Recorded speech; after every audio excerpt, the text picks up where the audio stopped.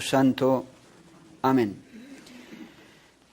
Queridos fieles, seguimos con estas prédicas en honor de la Sagrada Familia, Jesús, María y José, y si se me permite expresar de esta manera, estamos continuando la fiesta de ellos. Los temas son siempre los mismos, la familia católica, muchísimo fallamos, todos lo sabemos. De católico tenemos poco y nada. Ya hemos hecho 2 prédicas sobre el matrimonio, el fin del matrimonio, el ideal y la gloria católica de la familia numerosa, el mundo feo y de pecado, la anticoncepción y la planificación, la indisolubilidad, la fidelidad, el rol del hombre y de la mujer, patrimonio y matrimonio, como ya les hemos explicado. Tercera prédica hoy, la educación de los hijos, y no la vamos a terminar, son muchísimos los temas, y no sé menos aún si llegaremos a hacer algún día una prédica sobre la fecundación in vitro. Casi nadie sabe que eso es un pecado mortal, no se puede hacer. La donación de órganos, casi nadie sabe que en la mayoría de los casos eso no se puede hacer. Y en Colombia tenemos una ley inicua que nos obliga a todos a ser donantes, a no ser que uno haga 1000 trámites. Así de diabólicas son las cosas. Pero hoy, comenzando, primera prédica de la educación católica de los hijos. 2 conceptos para recordar el fin primario y principal del matrimonio, ya me entenderán por qué, y una anécdota para comenzar, muy graciosa, que ya les hemos dicho en otra oportunidad. El fin primario y principal del matrimonio es la procreación o generación de los hijos, eso ya les habíamos enseñado, pero tiene otra parte, también el fin principal del matrimonio, y la educación católica de los hijos. Eso es parte del fin primario y principal, la generación de los hijos y la educación católica de los hijos. Eso es parte del fin principal y primario del matrimonio. La anécdota ahora que ya habíamos referido, puede haber alguna imprecisión porque el tiempo pasa y uno se olvida, pero a grandes rasgos les servirá igual. Ya hemos dicho, en Argentina la costumbre es celebrar la misa de la vigilia pascual a las 12 de la noche, por lo cual uno termina acostándose tardísimo, tipo 2 de la mañana, imagínense, y pocas horas después, muy pocas horas después, toda la actividad del domingo, como ahora, la misa del domingo a la mañana, Pascua de Resurrección, y todos muy cansados. Siempre terminamos, evidentemente, muy cansados. Y en esa misa del día de Pascua, domingo, una joven esposa con su bebé pequeño, creo que yo mismo la había casado, ya ni me acuerdo bien, era el segundo hijo, estoy casi seguro de esta señora, no tenía, me parece, ni 3 años de casada. Lleva por su segundo hijo, mis felicitaciones. Pero ese enano, esa mañana, y todos muy cansados por la vigilia y habernos acostado tan tarde, ese enano esa mañana lloraba y lloraba y lloraba y lloraba, no paraba ese pequeño. Uno intenta ser paciente, pero en un momento dado, durante la prédica, más el cansancio que uno tenía, ya no aguanté más, interrumpí la prédica y le dije, señora, por favor, saque a ese niño de la iglesia hasta que se tranquilice. Se armó una especie de tumulto allí al fondo de la iglesia y la señora salió con su niño. Cuando se acaba la misa, si mal no recuerdo, pide pasar a la sacristía y un poco molesto, creo recordar que me dijo algo así, ya lo hemos dicho, padre, no lo entiendo usted todo el tiempo nos dice que tengamos muchos niños, la familia numerosa, y ahora se queja.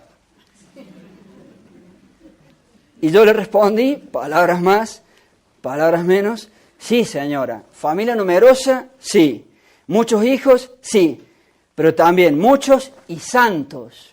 No se olvide la educación católica de los hijos. Y aquí agrego que muchas veces empieza por la actitud de los propios papás, entre tantos casos en la misa. Hay que saber qué hacer. Si el niño molesta. Pero el punto es recalcar entonces muchos y santos, la educación católica de los hijos. Allí está esa parte importante de lo que es el fin primario y principal del matrimonio. También forma parte de ello la educación católica de los hijos. Buscar criar hijos santos, intentar que los hijos lleguen a la santidad. Y si lo consiguen en los hijos, muy probablemente, si lo han conseguido en los hijos, muy probablemente ese papá y esa mamá también habrán llegado a la santidad, porque nadie da lo que no tiene. Las cosas de Dios son siempre hermosas y perfectas. En este tema, los hijos, ello implica cantidad y calidad, si me permiten la expresión. Cantidad y calidad. Muchos hijos y santos hijos. Muchos y buenos. Familia numerosa y santos niños. Niños súper bien educados. Súper bien educados.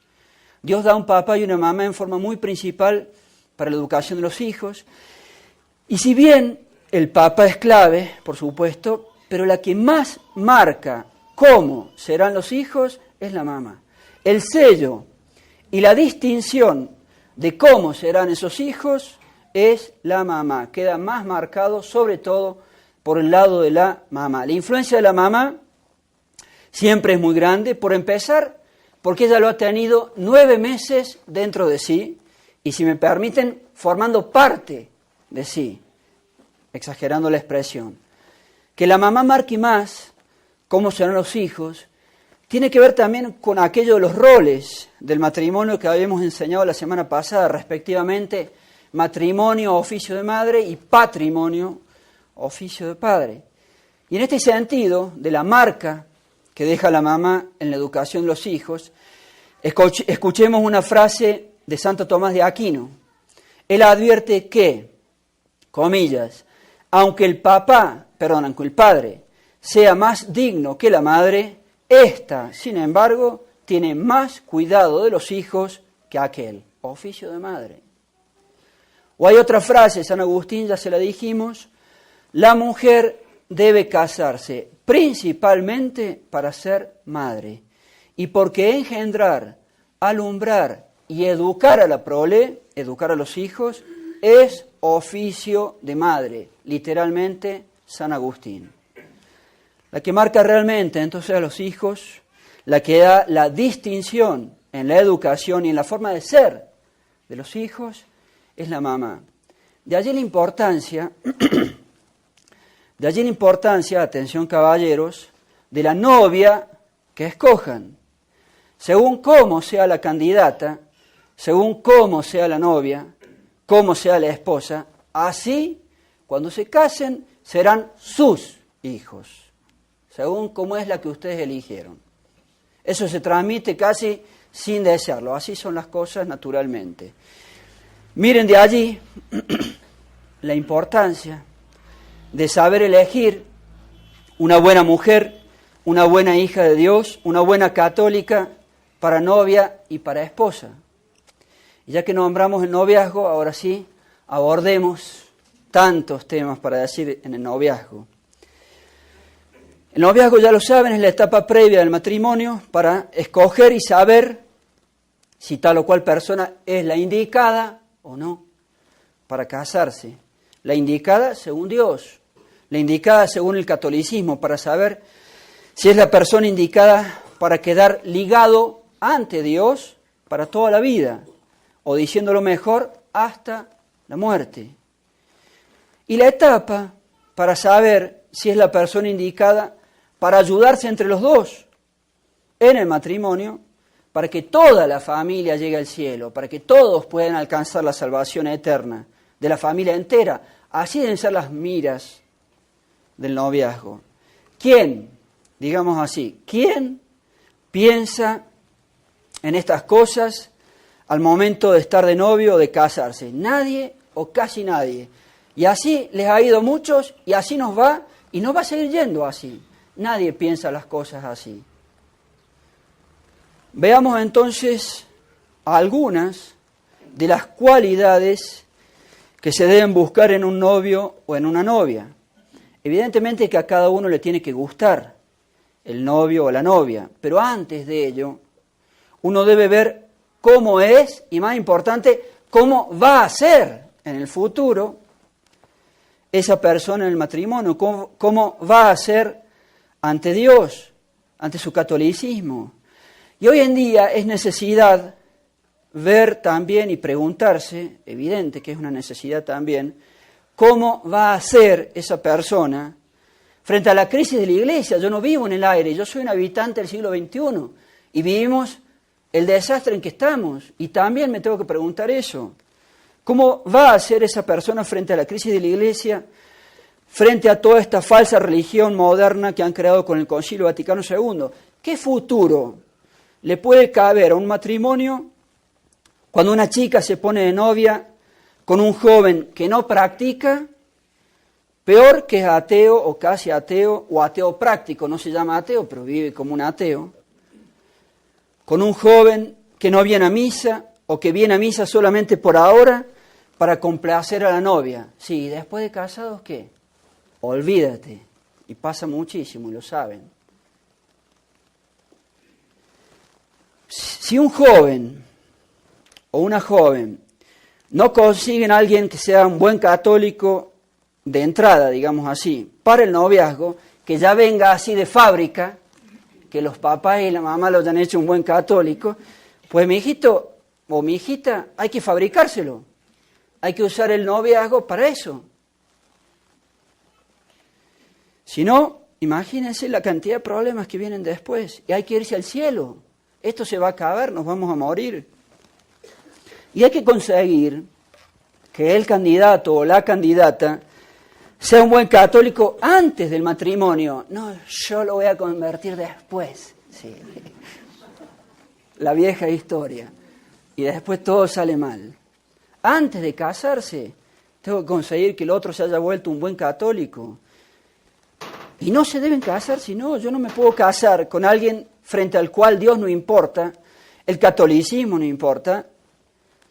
Y hay que agregar, decíamos hace unos momentos, ineludiblemente el tema de cómo estamos hoy los católicos. Yo no puedo hacer un planteo abstracto. Estamos en el siglo XXI, en la peor crisis, la última, parece, del catolicismo. Entonces tengo que hablar de esos temas, del tema de la falsa religión moderna del Concilio Vaticano II, de Francisco. De lo contrario, todo va a ser un problema, todo va a ser un problema. Empecemos. ¿Dónde vamos a hacer la ceremonia de matrimonio? Nomás, sin ir más lejos, si el chico no entiende nada. ¿En la parroquia de la esquina? ¿Dónde va a ser la ceremonia de matrimonio? ¿Dónde vamos a bautizar los niños? El número de niños a tener es un problema si el chico no es un católico de verdad, obvio. La anticoncepción. Después crecen los niños, las primeras comuniones, otro problema. Las confirmaciones, otro problema. Cada simple domingo, ¿a dónde vamos a ir a misa? Toda la semana un problema. Seamos realistas. Y al joven moderno ni le interesan en general estas cosas. La religión, para la mayoría de los jóvenes modernos, es un detalle muy secundario. Y allí llegan hasta los noviazgos sin problema, con una judía, con un judío, con un protestante, los mal llamados cristianos, con un ateo o casi ateo, hasta con un musulmán. Hay algunas colombianas que se casan con musulmanes, he conocido varios casos. Increíble. Y después problemas entre ellos dos y problemas con los hijos, todo el tiempo. Dios es lo más importante, es evidente. Voy a contar ahora otra anécdota que es muy hermosa y que es real, que he conocido de cerca, pero la voy a cambiar un poco. Pongamos o supongamos el año 1920, donde no teníamos estos problemas de la iglesia.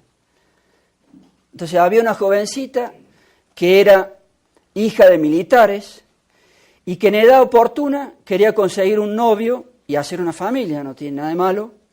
Como su papá era militar, ella también quería casarse con un militar. Pero a esa jovencita Dios le importaba y por lo visto le importaba mucho Dios a esta niña. Muy bien.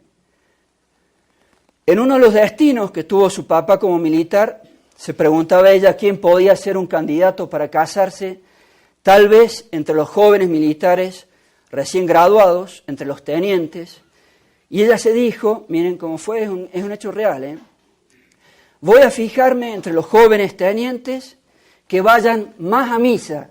Ese fue su criterio. Me fijaré cuáles son los que van más a rezar a la iglesia dentro del barrio militar, los barrios militares que hay en casi todas las ciudades del regimiento o destacamento militar. Y allí vio uno que iba mucho a misa, un teniente que iba mucho a rezar a la iglesia, y como en esos ambientes las familias no son tantas y se dan bastantes posibilidades para compartir eventos, para conocerse, los festejos, las reuniones sociales entre militares, y así, charlando y charlando, a esa joven se le dio y se puso de novia y se terminó casando con el que ella había visto que iba más a misa. Ese fue su criterio de selección. Ese fue el criterio de selección. Ver entre los militares jóvenes a quién le importaba más Dios. Por otro lado, nos permitimos decir, era una candidata ella muy solicitada porque era la hija del general. Entonces se presentaba más para allí entre los militares. Pero en realidad no, porque su papá todavía no era general para esa época, después fue general. Pero en definitiva, lo que queremos recalcar, miren el caso de esta joven, y cómo lo que primó no fue solamente que le gustara el candidato, sino cómo era ese candidato ante Dios. Cómo era ese candidato, si él iba a misa, si iba a la iglesia a rezar, y así deberían hacer todos, obvio, y todas, y nadie hace así, nadie hace así. La religión no importa, nuestro catolicismo es tan solo un artículo decorativo, una pura costumbre social, y no debe ni puede ser así. Dios debe ser y es lo más importante, junto con su única religión verdadera, el catolicismo. Ese debe ser el primer criterio o cualidades en la selección de la novia o del novio, y no solamente que a uno le guste. Ya que hablamos hace unos momentos de la falsa religión moderna del Concilio Vaticano II, de la crisis de la Iglesia, hagamos un paréntesis sobre el noviazgo y toquemos ese tema, ya que también entra dentro de la educación de los hijos. No puede ser que nuestros padres de familia no enseñen a sus hijos sobre la crisis de la Iglesia, que no enseñen por qué vienen aquí a misa en latín y por qué no van a misa a la parroquia de la esquina, o a las misas del indulto en latín, o a las misas de Ecclesia Dei en latín. Se da el fenómeno de que sus hijos, en Argentina igual o peor, vienen aquí solamente porque su papá y su mamá los traen. Convicciones, cero. Conocimiento, cero. Y así no duran nada. Y sus propios hijos después se descarrían y se van y dejan de practicar, cuando no se van peor a la iglesia moderna como si nada, cuando no se van peor a las misas de Ecclesia Dei, las misas del indulto. Convicciones, cero. Conocimiento, cero. Y la culpa es de los papás, perdónenme, la culpa es de los papás. Terminan siendo sus hijos sin saber dar razón o razones de su fe católica y por qué la practican así. No da lo mismo. Y estos son sus hijos, no estamos hablando en abstracto. Llegan a la adolescencia o a la juventud y se alejan o no practican más, o casi no practican, muy de vez en cuando, todo lo que decíamos. Y es una falencia. Pero como nadie da lo que no tiene, los padres de familia deben ser los primeros en saber estas cosas. Y a veces ni los padres de familia las saben o no las saben bien, todo más o menos, por arribita nomás. Un pequeño barnicito. Los mismos padres de familia se tienen que formar bien ante esta crisis de la Iglesia. El católico de hoy en día, si se me permite la expresión también, debe ser todavía más intelectual que en otras épocas. Y tenemos que superar la fe del carbonero. No puede ser así, no alcanza. Estamos en los finales. El combate de hoy es principalmente un combate del ámbito de la fe, así comienza, y por lo tanto es principalmente, en primer lugar, un combate del ámbito de la doctrina católica, y por lo mismo es principalmente un combate intelectual. No se puede de otra manera, el católico no puede ser, un bruto, menos hoy en día, si puedo decirlo así. Es un combate de la inteligencia de la fe, saber por qué hago las cosas. Hay que formarse, insistimos, hay que formarse. El sacerdote que hace las veces de párroco, no podemos darles todo y nunca le damos todo porque no alcanza. Hay una actitud personal, un trabajo personal, un esfuerzo personal que lo tienen que poner ustedes. Y pocos lo ponen, todo por arribita nomás. Convicciones, cero, o casi. Bueno, pero ahora, volviendo al noviazgo, seguimos con otros temas del noviazgo. La virginidad hasta el matrimonio. Por supuesto que eso es lo correcto y eso es lo que corresponde. Llegar virgen hasta el matrimonio. Y como ya dijimos otra vez, no solamente la mujer, como uso palabras duras, estúpidamente dicen los liberales. El hombre también, las cosas como son. Tanto el hombre como la mujer deben llegar vírgenes y puros hasta el matrimonio. Dentro de la educación de los hijos, ya lo dijimos, lo repetimos, es una vergüenza que los padres modernos, los padres de familia, ya no enseñen a sus hijas mujeres y a sus hijos varones que ambos deben llegar vírgenes hasta el matrimonio. Y por lo mismo, que ya no enseñen la obligación de tener un noviazgo puro y casto. Hablemos claro, los novios no pueden tener relaciones antes de casarse, eso es un pecado mortal y eso manda al infierno la eternidad del infierno. Padre, pero todo el mundo lo hace, la típica excusa, todo el mundo lo hace, todos los novios tienen relación antes del matrimonio y nadie llega virgen. Respondemos, falso, falso, no todo el mundo lo hace y si eso fuera así, no justifica nada. ¿Qué ganamos? No justifica nada y no es así. No todo el mundo anda en esas cosas y sí hay gente que llega virgen hasta el matrimonio y eso es lo que corresponde. Y en esos malos estilos, llamemos así, modernos, también hay que enseñar otras cosas con claridad. La teología católica también nos enseña que los famosos besos de las novelas de la televisión, o los besos pasionales se llaman también, o los besos columbinos se llaman también, no corresponde entre novios. Eso es para gente casada, no para los novios. Y peor, se hacen otras cosas. Otro tema del noviazgo. ¿Cuál es la edad oportuna para buscar novio? No hay reglas absolutas, pero en esto interviene un primer principio rector que nos dice: las cosas son por un fin, las cosas son por un fin, no porque sí. La finalidad del noviazgo es el matrimonio. El noviazgo no es porque sí, el noviazgo no es para pasarla bien en los estilos y cánones modernos. La finalidad del noviazgo es el matrimonio, es decir, terminar de ver si esa persona es la adecuada para casarse. ¿Cuándo entonces buscar novio o novia?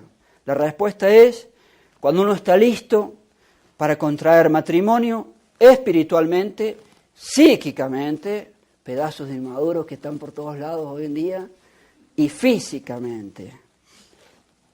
Y aquí interviene otro segundo principio rector que responde, también depende, ¿cierto?, de las costumbres de cada época.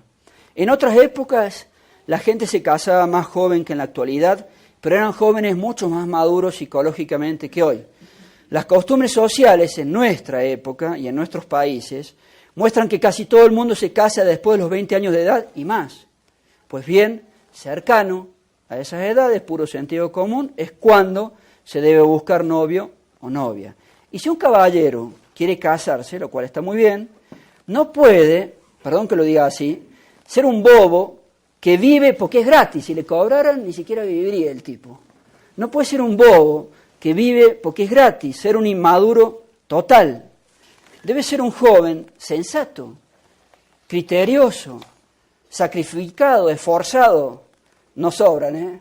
Los esforzados no sobran hoy en día. Serio, capaz de ser papá por su madurez psicológica y capaz de sostener su casa económicamente a través de su trabajo o de sus estudios para conseguir trabajo. Patrimonio o oficio de madre. Y la joven que se quiere casar tiene que ser lo suficientemente madura para ser mamá y educar católicamente y santamente a sus niños. Matrimonio o oficio de madre. El último tema para hoy, relacionado con lo anterior, ¿cuánto tiene que durar un noviazgo? No están bien los noviazgos eternos, los eternamente novios, con 7 años, 8 años de novio, 10 años de novio, más. Todo tiene que tener una razonabilidad. Si bien tampoco hay reglas absolutas, la respuesta es, el noviazgo ha de durar lo suficiente para estar seguro si es o no la persona adecuada para casarse. Entre paréntesis, me salgo mínimamente del tema, tampoco es sano ni correcto que los novios estén todo el día visitándose, todo el día hablando por teléfono, todo el día en el WhatsApp. Pero basta usar el sentido común, eso no está bien, no es normal, es una exageración, no es sano, todo el día ahí, todo el día. Viven porque existe una novia. No, todo lo católico es sano, todo lo católico es bueno. Todo el día en el WhatsApp, viendo qué le dice la novia. No seamos ridículos. Sentido común. Pero vuelvo entonces al tema de la duración del noviazgo. Decíamos, no hay reglas absolutamente fijas, pero para dar una aproximación, 2 o 3 años es suficiente. Y a casarse, una aproximación. ¿Por qué? Porque para saber si la otra persona es la correcta para casarse, está bien, lo decíamos otras veces, uno tiene que hablar con el novio de las florcitas y los pajaritos, bueno, pero no solamente de las florcitas y los pajaritos. Hay que hablar de los temas serios de la vida, y para hablar de los temas serios de la vida bastan 2 o 3 años. En el noviazgo se debe hablar, para saber si la otra persona es correcta, de esas cosas que hacen a la salvación eterna, pero obvio, se tiene que hablar de Dios, se tiene que hablar de su catolicismo, se tiene que hablar de la práctica religiosa, de la crisis de la iglesia, se tiene que hablar y saber qué es lo que entiende el otro por matrimonio. El otro tiene aserrín en la cabeza, cualquier cosa menos matrimonio, pues no es el candidato, mi hijita. Se tiene que hablar de tener un noviazgo y un matrimonio como Dios manda, como Dios manda. Noviazgo puro y casto hasta el altar. Y hablar de un futuro matrimonio también puro y casto. En el matrimonio, no únicamente, pero sí muy principalmente, un matrimonio santo significa comúnmente teniendo niños y muchos niños. Ojalá la familia numerosa. Miren, sobre esto último, entre las cosas, y los adultos lo saben, piensen en sus vidas tal vez, entre las cosas que definen, no únicamente, pero sí marcadamente, que un matrimonio sea lleno de santidad o que un matrimonio sea lleno de pecados, está, no digo únicamente, pero muy marcadamente, el tema de tener niños, obvio. Y yo no voy a hablar con el novio de eso antes de casarse. El tema de tener niños y el no a la planificación y el no a la anticoncepción se debe hablar durante el noviazgo y no después de haberse casado, cuando ya no hay solución. Si una joven no quiere tener los hijos que Dios manda, si quiere hacer anticoncepción, pongamos después del 3er hijo, o si una joven por darle el gusto al marido acepta la anticoncepción o la planificación de él o de ella, calculen ustedes la tonelada de pecados mortales que ello significa durante el matrimonio. Porque con el mayor respeto hacia las damas presentes, ¿para qué en unos 20 años de fertilidad de la mujer, después del matrimonio, para que se tenga solamente un hijo, solamente la famosa parejita colombiana, si te enloqueciste solamente 3, no hay que hacer 1, hay que hacer 1000 pecados en 20 años. Miren cómo marca, no únicamente, pero muchísimamente, me invento la palabra, un matrimonio lleno de santidad, un matrimonio lleno de pecados. Es impresionante. Y al revés, dos novios con unión de espíritus católicos, queriendo cumplir con lo que Dios manda, con Dios nuestro Señor Jesucristo, con su religión católica, dispuestos y deseando tener muchos niños, la familia numerosa. ¿Cuánta santidad matrimonial? ¿Cuánta santidad? Porque además la vida es muy sacrificada y el sacrificio nos santifica. No que dependa, insistimos, no que dependa solamente de eso la santidad, pero en el matrimonio sí en un grado muy importante. Terminamos allí, nos faltaron muchísimos temas de la educación en general. Ahora nos quedamos casi en esta prédica con el noviazgo. Seguiremos Dios mediante la semana que viene. Y todo esto lo hacemos por la santidad de la vida católica, por la santidad del matrimonio católico y por la educación católica de los hijos. Ave María Purísima. En nombre del Padre, del Hijo y del Espíritu Santo. Amén.